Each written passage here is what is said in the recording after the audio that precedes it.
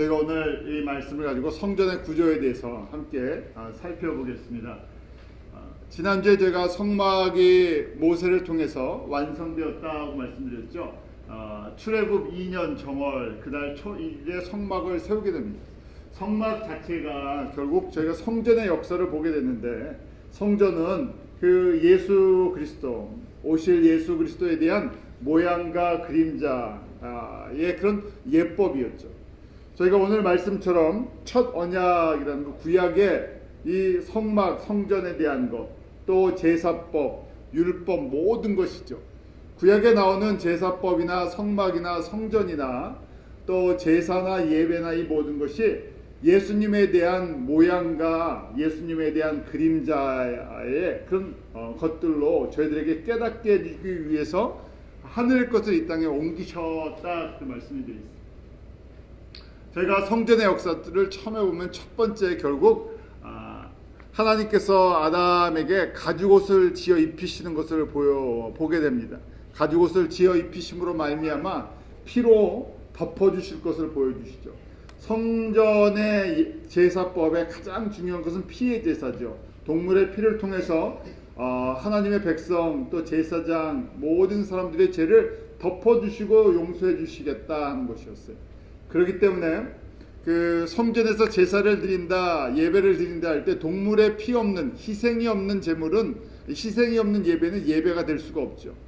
그런데 그 피도 그냥 피가 아니라 때가 되면 하나님께서 자신의 피를 흘려주셔서 그 피로 우리의 모든 죄를 용서해 주실 것을 이렇게 그림자와 같이 보여주신 거라는 것입니다. 그리고 노아의 방주를 통해서 이 또 역청으로 방주를 덮으시는 것을 보여주시죠. 구원의 방주를 보여주십니다. 아브라함을 통해서 언약을 맺어주시고 또 아브라함을 통해서 이삭을 드리는 그 모리아산의 제사법을 또 보여주십니다. 그리고 이제 모세에게 성막을 만들게 하시고 성막을 통해서 하나님의 임재하심과 하나님께서 하나님의 백성을 구원하시고 그들을 건지시는 모든 것들을 또한 보여주시죠. 이 성막은 이제 모세 이후 500년이 지나서 솔로몬 때 예루살렘 성전으로 이제 발전이 되고요. 그 성전은 돌로 지은 성전은 없어지고 참 성전이 누구십니까? 예수님이시죠. 어린 양이신 예수님이 참 성전이시고 그 예배의 핵심이신 것을 저희들에게 보여주시는 것이죠. 성전이 파괴가 되고 나중에 성전이 다시 지어질 것입니다. 그런데 그 성전은 참 성전이 아니라 종말에 대한, 재림에 대한 예표로 저희들에게 보여주실 뿐이죠. 참 성전은 우리가 지난주일날 말씀을 본 것처럼, 요한계시록 말씀처럼 하나님과 보좌에 앉으시니와 어린 양이 우리의 참 영원한 성전 되시죠. 구약의 성전은 눈에 보이는 이런 것이었는데 사실은 이 모든 것이 예수님에 대한 예표라는 것이요, 예수님에 대한 그림자예요. 그렇기 때문에 저희가 반대로 이거 다 필요 없는 것이야, 필요 없는 것이다 하는 것이 아니라 이 그림자를 통해서 예수님이 누구신지를 더 정확하게 이해할 수 있죠. 저희가 그렇게 한번 말씀을 보도록 하겠습니다. 여러분들에게 조금 프린트물을 드렸는데요. 이 보고 그리셨으면 좋겠는데 그리실 수는 없고 좀 보셨으면 좋겠는데 이게 블랙 앤 화이트로 좀 흐리게 돼 있어요. 좀 깨끗하게 선만 있으면 더 좋을 텐데 나중에 선만 좀 이렇게 잘 그려져 있는 걸 있으면 제가 프린트해서 드릴게요. 그래도 그냥 이렇게만 보고 계시면 그냥 그런가 보다 하는데 종이에 보시고 거기다가 좀 정리를 하시면 더 훨씬 보기가 좋겠죠. 자, 이 성막의 구조를 이해를 하셔야 되는데요. 이 출입문이요, 제일 먼저 출입문이 있죠. 출입문이 약 9m 정도 돼요. 그리고 이게 동서로 길게 되어 있는데, 왜냐면 그 해가 뜨는 쪽을 바라보고 있어요. 그러니까 이 성막은 성전도 그렇고 항상 동쪽을 바라보고 있어요. 그래서 문이 동쪽에 나와 있고 이쪽 길이와 넓이가 있는데 45m 한 22m라고 생각하시면 돼요. 100규빗, 500규빗인데 이 긴 쪽으로는 한 45m 정도 되고요. 이 짧은 쪽으로, 짧은 쪽 남북으로는 한 22.5m 정도 돼요. 크기가 어느 정도인지 감이 잡히시죠? 한 45m, 한 23m 정도 되는 성막의 크기가 그래요. 자, 처음에 이제 이 성막을 부르는 여러 가지 이름이 있어요. 성막을 성막이다 그러기도 하고, 성소다 그러기도 하고, 또 그 다음에 회막이다 그러기도 해요. 회막이라고 하는 것은 그 meeting place, 하나님의 백성과 만나는 곳이다. 그래서 회막이다, 만난다 하는 의미의 회막이다 우리 얘기해요. 같은 말인데, 지금 이제 이 그림을 갖다 이제 이 순서를 조금 아셔야 돼요. 저희가 이 그림이 이제 제가 그림을 드린 이유가 있어요. 처음에 문으로 딱 들어가면요, 문이 한 9m 정도 되는데요. 문으로 딱 들어가면 뭐가 있다고요? 제일 먼저 번제단, 그 동물의 살이나 그 내장들을 태우는 곳이죠. 그 번제단에서 이 고기나 그 소나 양을 잡은 그 고기나 내장이나 기름을 태우는 곳이에요. 그 번제단이에요. 번제단을 지나가면 그 다음에 뭐가 또 있습니까? 물두멍이에요. 큰 대야 같은 거죠. 대야보다는 훨씬 크니까 물두멍이에요. 물을 담아놓은 것인데, 동물을 잡고 더러워진 것이나 이 제사장들이 손과 몸을 씻는 곳이에요. 자, 물두멍을 지나서 그 다음에 이제 있는 곳이 휘장이에요. 휘장. 그 휘장을 첫 번째 문이죠. 첫 번째 문을 들어가면 거기에 성소예요. 지금 번제단과 물두멍 뒤에 이제 성소가 있는 거예요. 성소가. 그 성소에 들어가려면 첫 번째 휘장을 지나가야 돼요. 휘장으로 이렇게 커튼 같이 쳐져 있다는 거예요. 들어가면 이 안에 들어가는 곳을 성소라 그러는데, 성소, 홀리 플레이스죠. 거룩한 곳인데, 거기에 들어가자마자 오른쪽에 뭐가 있습니까? 떡상이 있어요. 떡상. 들어가자마자 거기 써놨죠. 떡상이 있고, 그 다음에 왼쪽에는 등대가 있어요. 촛대가 있고, 그 다음에 정면 앞에 두 번째 휘장이 있는데, 그 휘장 들어가는 입구에 분향단이 있어요. 향을 피우는 곳이요. 그 다음에 두 번째 휘장을 들어가면 거기가 지성소라 그래요. 하나님의 보좌가 있는 곳이다. 하나님의 임재의 핵심적인 곳이죠. 그 지성소 안에는 무엇이 있습니까? 법궤 또는 언약궤, 증거궤라는 그 궤가 있어요. 이런 구조로 되어 있어요. 자, 바깥 외형을 한번 보세요. 저 모형도인데요. 저렇게 만들어 놨습니다. 그러니까 지금 저희가 이 천막으로 쳐져 있는 데가 전체를 성막이라 그러고, 그 다음에 그 안에 있는 조그만 그 텐트 안에 있는 데가 성소예요. 성막에 들어가자마자 지금 그림 보이시죠? 성막에 들어가자마자 큰 단이 번제단이고요. 그 뒤에 이렇게 무슨 분수대 같이 서 있는 게 물두멍이고, 그러고 나서 들어가는 곳이 성소예요. 그 사람이 서 있는 게 보이세요? 그 정도 높이에요. 그 정도. 저게 이 성경에 나와 있는 원형 그대로 복원한 모습이에요.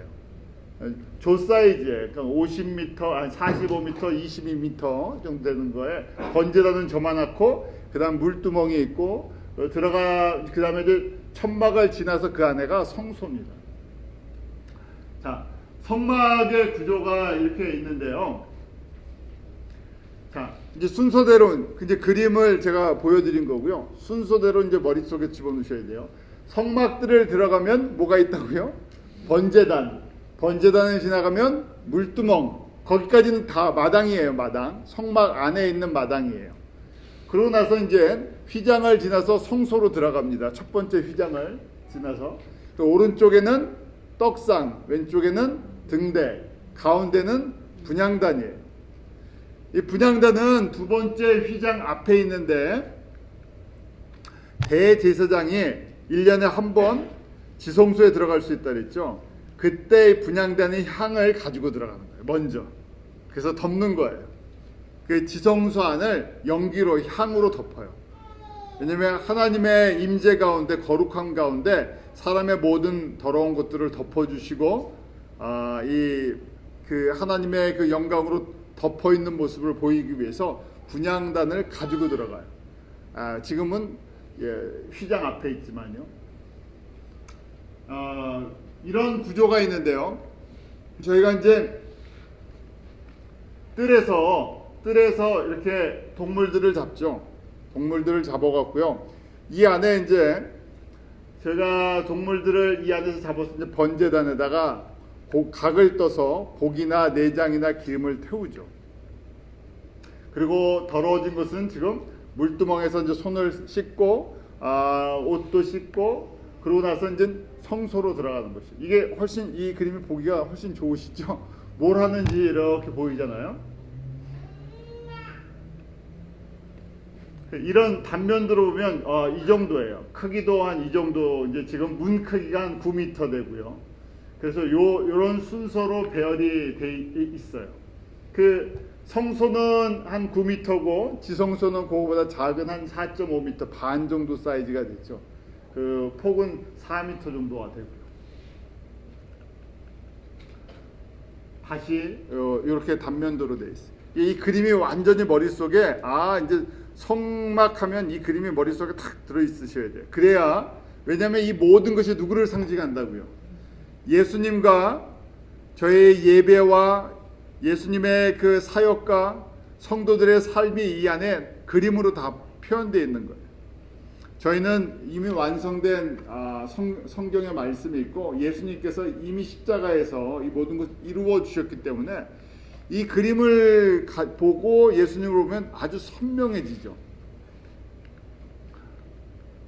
저희가 이제 이 성막의 의미를 한번 이제 생각해 볼 거예요. 도대체 지금 하나하나 이 기구와 예법과 제사법과 이 안에 하는 것이 어떤 의미가, 성도들의 삶과 예수님에 대해서 어떤 의미가 다 이 안에 들어가 있나, 이 안에 이게 함축적으로 아주 작게 다 보여주는 건데요.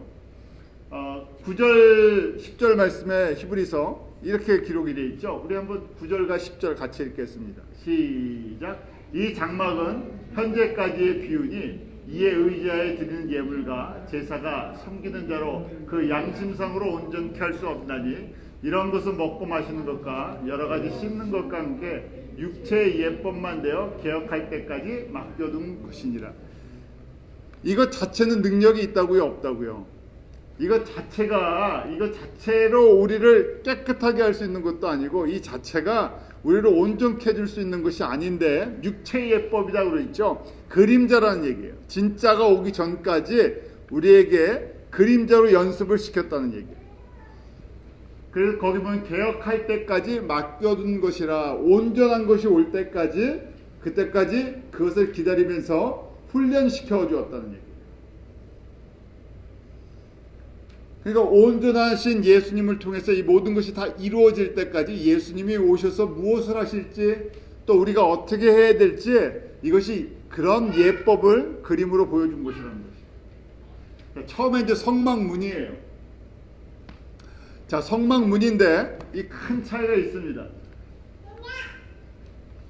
자, 이 성막문인데요, 성막 안에서 동물의 피를 잡아서 제사를 지내기 때문에 성막 바깥에 있으면 어떻게 돼요? 구원이 없다는 얘기예요. 하나님의 백성의 죄는 어디서 해결된다고요? 백성의 죄는 이 성막 안에서 해결되는 것이에요. 그냥 크게 보면 성막 안 사람이 있고 성막 바깥에 사람이 있다는 것이에요. 성막 안에, 이 성막 자체가 예수님이기 때문에 저희가 노아의 방주에 들어가는 것처럼 성막 안이신, 이 성막이신, 성소이신 예수님 안에 있어야만 구원이 있고요. 예수님 밖에는 절대로 구원이 있을 수 없다는 것을 보여주세요. 그래서 꼭 동물의 이 제사를 이 안에서 지내게 돼 있죠. 피의 제사를, 동물을 드리는 희생제물을 번제단에서 드리게 돼 있어요. 번제단은 일종의, 저희 이렇게 생각하면 되죠. 우리의 원죄를, 우리가 갖고 있는 원죄를 해결하는 것이에요. 동물을 잡아서. 또 동시에 우리의 속죄제나, 우리가 속죄제나 속건제나 이런 것들을 드리죠. 우리의 또 자범죄를 해결할 수 있는 것도 다 이 성막 뜰 안에서부터 시작돼요. 성막 바깥에서는 동물을 잡아 죽이는 이런 일이, 제사가 없잖아요. 제사는 꼭 성막 안에서만. 그러기에 저희가 넓게 보면 이 성막, 성전, 성소, 이 모든 것이 예수님을 상징하는데 예수님 안에만 구원이 있고, 그 밖에는 구원이 있을 수가 없다는 것이죠. 그래서 저희 이것이 복음의 핵심이에요. 종교다운주의는 이걸 깨뜨려 버리려고 하는 것이고, 복음의 핵심은 좁은 것처럼 보이지만 우리의 성전 대신 예수 그리스도 안에만, 또 피의 제사를 통해서만 저희가 구원을 받을 수 있는 걸 보여주죠. 피의 제사는 구약적인 이 육체적인 예법이었고, 피의 제사는 진짜 피의 제사는 무엇이었습니까? 유월절 어린 양으로 오신 예수님이 십자가에서 피 흘려주심으로, 그 피가 진짜 피라는 얘기. 우리의 원죄와 우리의 모든 자범죄까지 다 씻어주실 수 있는 완전한 피죠. 그 전까지 흘린 피는 결국은 그림자 피라는 얘기예요. 능력이 있는 피가 아니라 능력이 없는 피라는 것입니다. 와, 이것이 성막과 성막 바깥의 차이예요. 그런데 예수님께서도 그렇게 말씀하시잖아요. 자신을 이 양의 문이다, 문이라고 말씀하세요. 그러니까 이 지금 성막에 들어가는 문, 꼭 누구를 통해서 들어가야 된다고요? 문이신 예수님을 통해서. 요한복음 10장 7절과 10장 9절에 예수님께서 내가 문이다 하고 말씀하세요. 한번 같이 읽어볼까요? 시작. 그러므로 예수께서 다시 이르시되 내가 진실로 진실로 너에게 말하노니 나는 양의 문이라. 내가 문이니 누구든지 나로 말미암아 들어가면 구원을 얻고 또는 들어가며 나오면 꼴을 얻으리라. 꼭 예수님만 통해야, 예수님을 통해서 들어가야 된다는 것이죠. 하나님의 나라는 예수 그리스도를 통해서만 들어갈 수 있다. 다른 데로 들어가는 문도 있지 않고, 다른 데로 들어가면 뭐라고 되어 있습니까? 도적이라는 거예요. 다른 데로 넘어갈 수도 없고요, 들어갈 수도 없어요. 휘장의 높이도요, 사람이 건너뛸 수 있는 높이가 아니죠. 그렇게 만들어져 있어요. 꼭 예수님께서 내가 문이다 하고 말씀하세요. 그래서 이 게이트라는 말씀이 쓰시죠. I'm the gate for the sheep이라고 되어 있잖아요. 나는 양을 위한 문이다 하고 말씀하세요.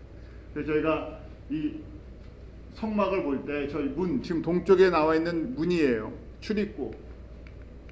이 출입문이 바로 예수님이, 출입문부터 시작해서 예수님이시구나. 이 예수님, 그래서 이 출입문도 동쪽을 향해서 있는 거예요. 예수님도 동쪽에서 다시 오신다고 또 말씀을 하시죠.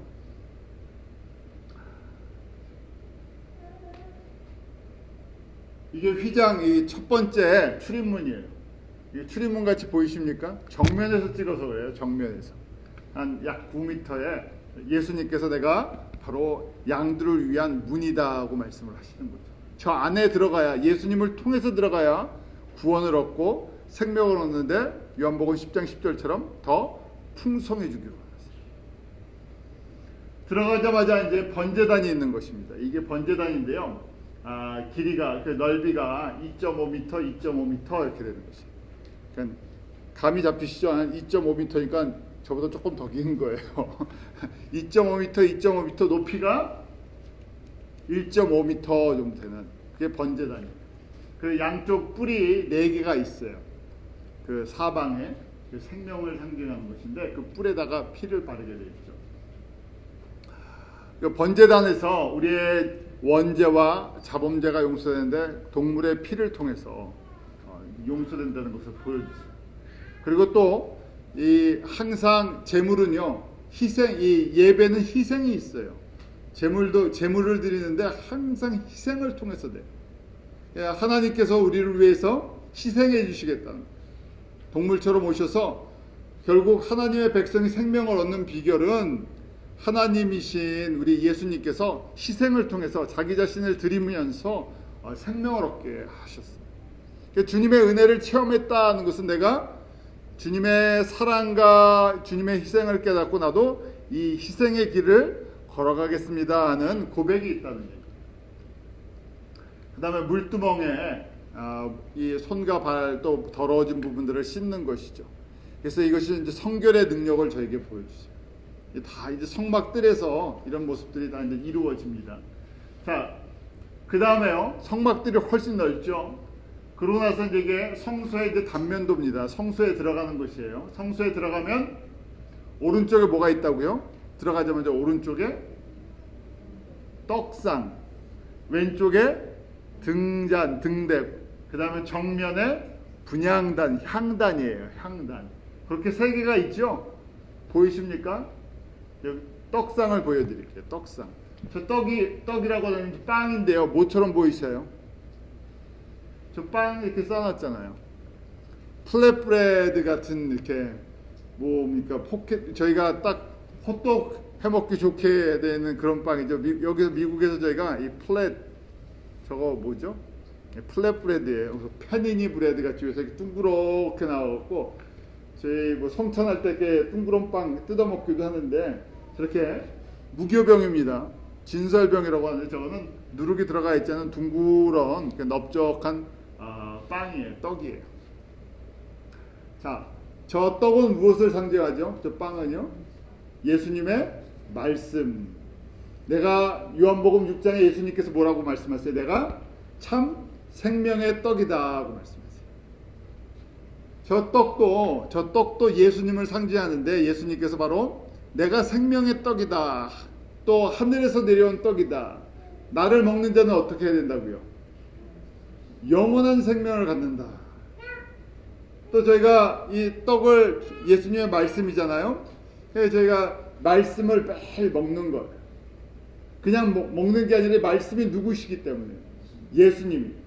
그러니까 저희가 말씀을 공부하는데 공부하는 이유가 무엇인가? 예수님을 먹는 훈련을. 그래서 말씀을 배우고 또 연구하고 이걸 묵상하면서 누가 분명해져야 돼요. 예수님의 모습이 분명해져야 돼요. 근데 말씀을 배웠는데 예수님을 잘 몰라요. 예수님의 모습이 분명하지 않아요. 그러면 무슨 떡을 먹은 거예요? 가짜 떡을 먹은 거예요. 참떡을 먹지 않았다는 얘기예요. 그래서 저희가 그냥 무조건 말씀 공부한다는 게 아니라 말씀을 제대로 배웠다면요. 성경 말씀을 제대로 배웠다 그러면 누가 더 분명해져요? 예수님이 분명해지고 예수님을 더 사랑하게 되고 예수님을 더 섬기게 되고 예수님과 깊은 교제가 일어날 수 있는 시간이에요. 왜냐하면 예수님은 말씀이셨고 예수님이 하나님이셨고 창조주셨고 말씀 가운데 생명으로 저희 가운데 역사하셨고 요한복음은 그것을 증거하고 있죠. 그런데 예수님의 말씀을 배웠는데 이 정리가 안 돼요. 생각도 그렇고 그러면 잘못 먹었다는 얘기예요. 떡이 잘못됐든지 먹는 사람이 잘못 먹었든지 뭐 어떻게 됐든지 뭔가 문제가 있다는 얘기예요. 그런데 지금 보세요. 이게 아주 중요한 걸 설명해 주고 있어요. 떡을 먹기 전에 무슨 절차를 거쳐야 돼요? 어디부터 들어가요? 떡을 먹기 전에요. 그냥 가서 처음부터 떡을 먹을 수 있나요? 아니에요. 아무나 다 떡을 먹는 게 아니라 이 제사장들이 먹는 거잖아요. 그런데 들어가기 전에 뭐부터 해야 돼요? 번제단에서 이 죄의 문제가 해결이 돼야 되고요. 그 다음에 물두멍에서 씻는 이게 있어야 돼요. 이거 안 하고 그냥 휙 들어가면 어떻게 돼요? 죽습니다. 성소잖아요. 거룩한 곳이기 때문에 거기에 그냥 휙 하고 들어갈 수가 없어요. 내가 들어가고 싶다고 해서 들어갈 수 있는 것도 아니고 사실은 성소에 누가 들어가는 거예요? 제사장들이 들어가는 거예요. 아무 평민이 들어가는 것도 아니고요. 외부 사람도 들어가는 것도 아무나 들어갈 수가 없어요. 이 절차를 거쳐야 돼요. 피의 제사를 드리고 그 다음에 물두멍에 씻고 그 다음에 거룩해져서 안에 들어가서 이 안에 이 떡과 잔과 그 능력을 그걸 섬기는 거예요. 그 말씀도 마찬가지예요. 예수님을 그냥 믿는다고 그냥 막 말씀이 들어오지 않죠. 이 준비가 필요해요. 내가 주님의 그 은혜와 사랑도 알고 이제 거룩함을 사모하는 그런 마음도 필요하고요. 뭐 성소에 들어가고 싶은 마음 준비가 어느 정도 있어야 되고, 그다음 성소에는 평민이 들어가는 게 아니라 제사장들이 들어가죠. 내가 주님 나라를 위해서 섬기고 희생하고 싶은 그런 부르심과 준비 과정이 필요한 거예요. 그때 떡을 먹을 수가 있어요.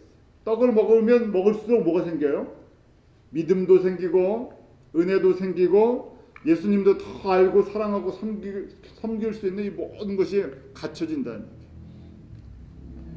자, 그 다음에 이제 떡이 있고요. 그 다음에 등대가 있죠. 촛대가 있는데요. 제가 몇 개가 있습니까? 봉우리가요. 몇 개요? 7개가 있어요. 그래서 하나님의 구원의 완전수 7이 있죠. 7이 있고 밑에서부터 기름이 이제 올라가죠. 기름이 있어요. 자, 그래서 저희가 이거 자체도 성령의 기름을 통해서 빛을 내는 거죠. 이 성소를 밝혀요. 성소 안이 지금 이 천막으로 덮어져 있잖아요. 저희처럼 조명이 있는 게 아니라 저기가 다 이 천막으로 덮어져 있어서요. 이렇게 천막으로 완전히 덮어져 있는 거예요. 빛이 안 들어갑니다. 그래서 성소를 밝히는 것은 저 등잔을 통해서 밝히게 돼 있어요. 해가 지면서 등잔에 불을 켜서 아침까지, 그때까지 불이 꺼지지 않고 계속 빛을 발하요. 지금 이 성소 안의 제사장들을 통해서 이 불이 꺼지지 않도록 해주고 있죠. 그래서 등잔은요, 어둠을 몰아내는, 이 등은요, 어둠을 몰아내는 능력이 있죠. 성령의 기름 부으심이 계속 임해야 돼요. 저희가 이 첫 번째 휘장에 들어가는 것을, 그렇기 때문에 이제 첫 번째 이 휘장을 지나서 성소에 들어가는 이 과정을 제가 오순절 성령 체험이다, 성령 세례다. 구약의 성도로 얘기하면 바깥에서 지금 이 바깥에서 성막들에서 예배를 드리는 사람들은 광야에 사는 사람들, 구원은 받고 피해 제사도 드리고 성결이 뭔지 조금 아는데 진짜 말씀의 능력과 성령의 기름 부으심은 잘 몰라요. 그래서 성막들에 있는 사람들을 저희가 광야의 성도들이다 이렇게 생각하고요. 그 다음에 성소에 들어가려면 말씀과 성령의 기름 부으심의 능력을 통해서 빛을 발하는 삶, 예수님의 빛이 나가는 삶인데, 그래서 저희가 이 첫 번째 문을 지나는 이 성소에 들어가는 것을 오순절 성령 세례를 체험하고 이 성령 충만한 삶을 사는 것. 예수님을 증거하려 그러면 저에게 빛이 나와야 되잖아요. 성령의 기름 부으심을 통해서 이 빛이 나가면서, 이 빛이 나가려고 하니까 이미 번제단과 물두멍의 이 죄의 문제와 성결의 능력을 체험한 사람들이에요.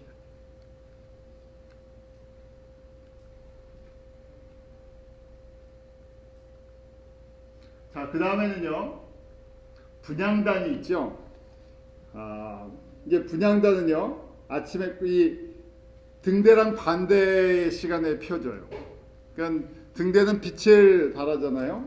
그 다음에 이 분향단은요, 아침부터 저녁까지 계속 향이 꺼지지 않게 하죠. 그런데 이 향이 올라간다고 돼 있어요. 향이 올라간다고 돼 있죠. 저희가 향을 올라가는데요. 이 기도하는 것을 분향하는 것 같다고 표현이 되어 있어요. 향이 이렇게 연기가 올라가는 것을 제가 기도로 표현해주고 있어요. 베드로전서 2장 9절 한번부터 보면요. 베드로전서 2장 9절은 저희 잘 알죠. 저희가 다 성도들에게 뭐라고 얘기합니까? 너희는 왕같은 제사장이다.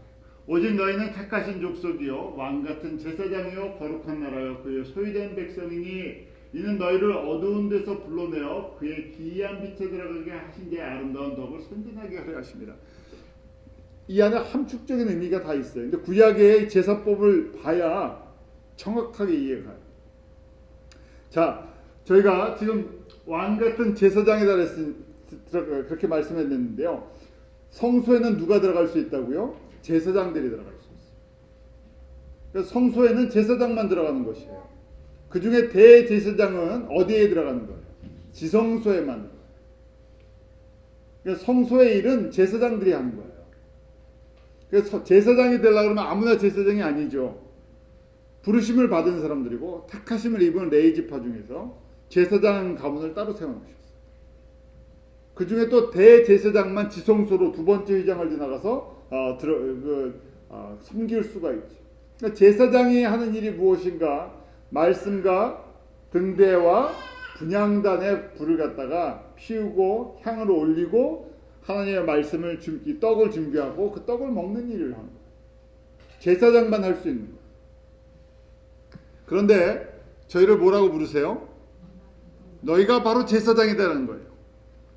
이 일을 구약의 레위 지파 중에서 지금 아론의 자손들에게 맡겨놨는데 이걸 다 너희들에게 지금 성도들에게 맡기시겠다는 거예요. 특별히 이방 성도들에게요. 제사장같이 하나님의 말씀을 저희가 먹고 그 말씀에 생명의 떡을 나눌 수 있는 일. 생명의 떡을 먹고 다음에 뭐가 필요해요? 기름이 필요하죠. 내가 생명의 떡을 먹고 성령님께서 주시는 기름이 채워지면 뭘 바랄 수 있다고요? 예수의 빛을 세상에다 전해줄 수 있다는 거예요. 그러니까 지금 이렇게 말씀하시잖아요. 베드로를 통해서 너희가 이젠 이방에 있는 교회의 성도들아, 너희가 레위 지파 아론의 자손처럼 택하신 족속들이다. 특별한 은혜로 부름을 받았다. 그래서 왕같은 제사장이다. 제사장은 백성들을 누구에게로 이끄는 사람이에요? 죄에 있는 백성들을 하나님께로 인도하는 사람들. 구약에는 이스라엘 사람들만 하나님의 백성인 줄 알았더니 예수님을 통해서 모든 족속이 이미 하나님의 자녀라는 것을 가르쳐 주셨죠. 이미 구약에 가르쳐 주셨는데 이게 저희가 눈이 안 떠져서 못 보다가 사도행전을 통해서 정확하게 보여주셨어요. 그래서 거룩한 나라여 그의 소유된 백성이니 왜 이렇게 우리를 왕같은 제사장을 이방에 사는 저희 같은 성도들을 버림받았다고 생각되는 저는 성막들 바깥에 있었다고 생각되는 사람들을 다 불러주셨어요. 성막 안으로만 불러주신 것이 아니라 성소로 들어가게 해주셨어요.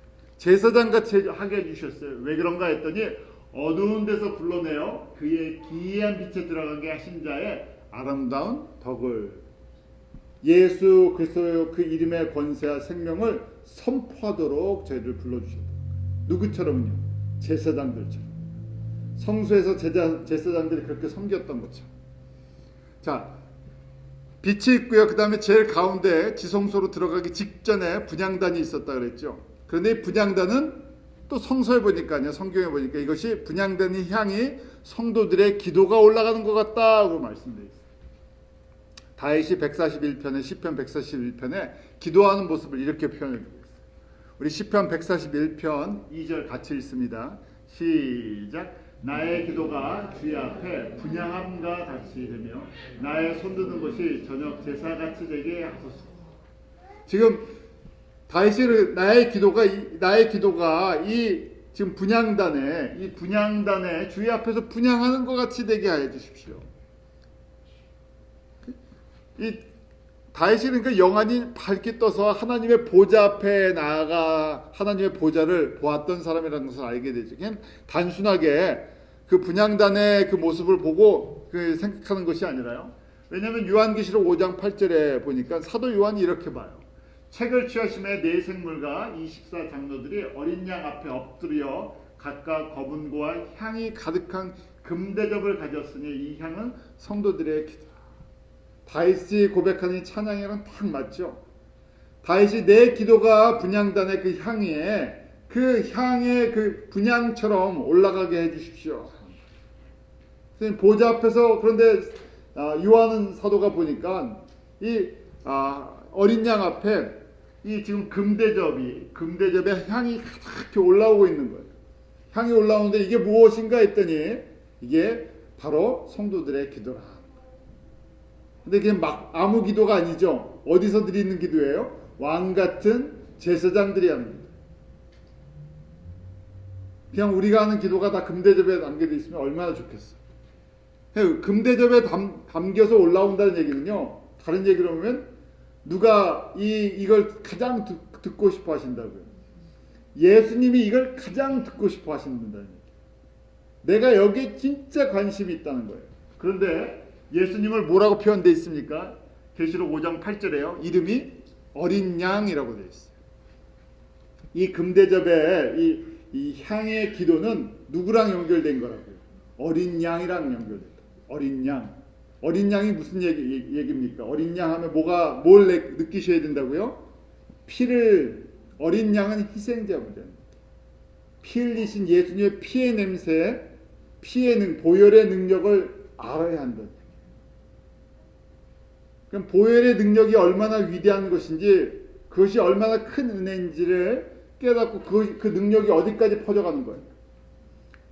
저희가 몇 달 동안 공부했죠. 창조하면서요. 아브라함의 계약을 이루는 그 피해. 모든 민족이 복을 받는 피. 모든 민족을 살리는 피. 그게 가장 보배로운 피인데 그 피가 모든 민족 가운데 흘러가는 그걸 보고 싶어 하시고 그걸 듣고 싶어 하신다는 그 기도를요. 그게 하나님의 뜻이었군요. 하나님의 그게 철저한 계획이셨군요. 그래서 지금 이 성막을 만드실 때도 이런 모습으로 만들어 주신 거예요. 대제사장이 1년에 한 번 들어와야 되는데 들어오기 전에 뭘부터 피우라고요? 향으로 가득 채우라는 얘기예요. 근데 향은 성도들의 기도인데 어떤 기도가 금대접에 담겨서 들어오는 기도인가? 피의 냄새가 나는 기도예요. 피의 은혜가 퍼지는 거예요. 그때만 누가 뭘 덮어주신다고요? 하나님께서 덮어주신다는 거예요. 보지 않으시겠다는 거예요. 백성들의 죄를 덮어주시겠다는 거예요. 이 향으로 말미암아. 다 연결이 이렇게 돼 있어요. 그러니까 저희가 잘 모를 때는 그냥 일반적인 기도를 막 하는데요. 진짜 저희가 주님을 알고 이 안에 이 구조를 보면서 이걸 하나님이 듣고 싶어 하시는 거예요. 근데 이걸 하려고 그러면 어디가 있어서 해야 돼요? 제사장이 돼서요. 제사장의 심정을 가지고 백성들의 문제를 가지고 제사장이 돼서 이걸 해야 되는 건데 이런 게 회복이 되려면 뭐가 또 돼야 돼요? 말씀과 성령의 기름 부으심 속에 살아가야 합니다. 자, 지금 이런 모습이죠. 지금 이게 분향단에 이 향이 지성소로 들어가는 모습. 분향단의 이 향이 지금 아침부터 저녁까지 꺼지지 않고 계속 향이 피어지는데요. 성도들의 기도가 계속 올라가죠. 그런데 대제사장이 들어갈 때 분향단부터 들어가는 거예요. 지성소로 들어갈 때. 지금 이렇게 두 번째 휘장 앞에 있다가 그냥 이렇게 놔둬요. 항상 1년에 한 번. 언제요? 속죄절에 대제사장이 먼저 들어가면 죽습니다. 대제사장이 먼저 들어가는 것이 아니라 이 분향단의 향부터 집어넣는 거예요. 지금 입구에 있잖아요. 입구에 있어갖고 그걸 갖다가 지성소 안으로 집어넣는 거예요. 그러니까 지성소 안에 이 향이 가득 차는 거예요. 그 다음에 대제사장이 들어가죠. 1년에 한 번. 자, 저렇게 항상 향을 피우고 있어요. 아침부터 저녁까지. 향을 피우지만 제사장이 지성소로 들어가는 건 아니에요. 제사장은 지성소로 못 들어가죠. 제사장들은 성소까지만 섬겨요. 지성소를 섬기는 것은 대제사장 하나예요. 딱 한 번, 1년에 한 번. 자, 둘째 휘장이 그럼 이 휘장이 무엇이었나 하는 거예요. 두 번째 휘장이. 그랬더니 히브리서 10장에 이 휘장이 뭐라고요? 예수님의 몸이었다고 말씀하세요. 히브리서 10장 19절 20절 한번 같이 읽어볼까요? 시작. 그러므로 형제들아 우리가 예수의 피를 힘입어 성소에 들어갈 담력을 얻었나니 그 길은 우리를 위하여 휘장 가운데로 열어놓으신 새롭고 산 길이요 휘장은 곧 저의 육체니라. 마태복음 27장 51절 예수님께서 십자가에 죽으실 때 놀라운 기이한 일이 생기죠. 그것이 바로 이에 성소 휘장이 위로부터 아래까지 찢어져 둘이 되고 땅이 진동하며 바위가 터지고 예수님께서 십자가에 죽으실 때 바로 지금 두 번째 저 휘장이 어디서부터요? 위로부터 아래까지 찢어져서 두 조각이 났다는 얘기예요. 그 얘기는 제사장들이 누구나 다 지성소로 들어갈 수 있게 만들어 놓으셨다. 대제사장만 1년에 한 번 지성소에 들어갈 수 있었다 그랬죠. 분향단에 향을 피워갖고. 그런데 예수님께서 죽으시면서 저 휘장이 위에서부터 아래로 갈라지면서요 열려버렸어요. 이게 왜 이런 기이한 일이 생겼나 그랬더니 히브리서 10장 19절 20절에 그 휘장이 무엇이었나 보니까 누구였다고요? 예수님의 육체였다는 거예요. 예수님의 몸. 예수님께서 십자가에 죽으시면서 피 흘리시면서 그 막혀있던 휘장이 활짝 열려버렸다는 거예요.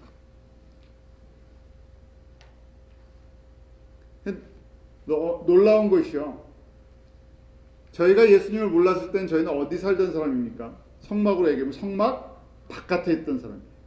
성막 안으로만 들어와도 이게 큰 은혜인데요. 이 예수님의 그 피와 예수님께서 씻겨주시는 그 은혜만 알아도 큰 건데, 저희를 또 왕 같은 제사장으로요, 제사장이 아닌 저희를 제사장으로 해서 성소 안으로 들어오게 하셨어요.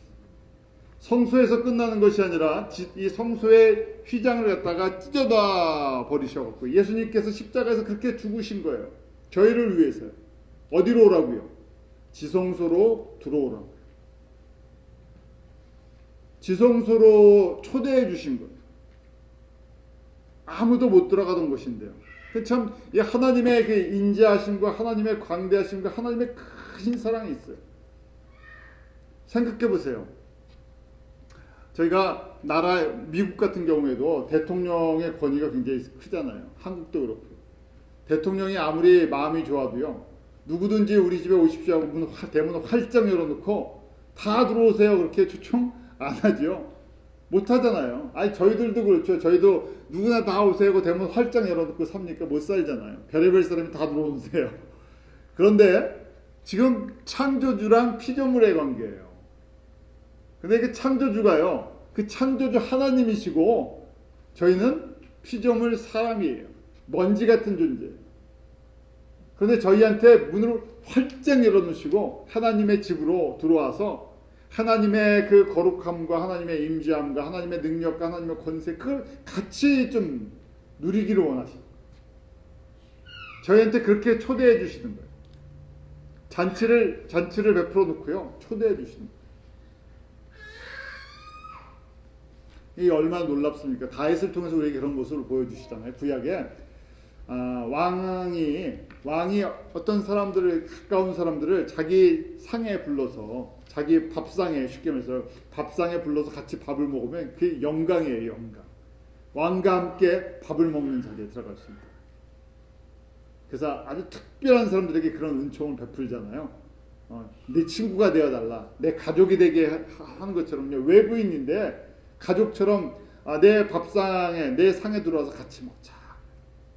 지금 그런데 이 모습이 꼭 하나님께서요, 우리 예수님께서 이렇게 하시는 거예요. 내가 희생을 해서, 내가 손해를 보고 내가 희생을 하고 내 생명 주고 피조물들한테요. 그런데 원하시는 게 뭐예요? 내 앞에 나와서 나랑 같이 좀 있자, 나랑 교제하자는 거예요. 그걸 원하시는 거예요. 순전하게 나랑 교제하자는 거예요. 사랑입니다. 내가 너희를 얼마나 사랑하는지 알고 너희는 나의 그 사랑을 받고 사랑에 화답하라, 이 밥을 하라는 거예요. 그것이 인격적인 관계죠. 저희가 비인격적이다, 세속적이다, 상업적이다 하는 건 뭐가 깔린 거예요. 뭘 주고받는 계산이 깔리니까 내가 저 사람이랑 좀 가까워져야지 하는데 목적이 뭐가 있으면요, 시간 지나면 어떻습니까? 불편해지죠? 그럼 거리가 딱 있어요. 저 사람 나한테 요걸 요구하는구나.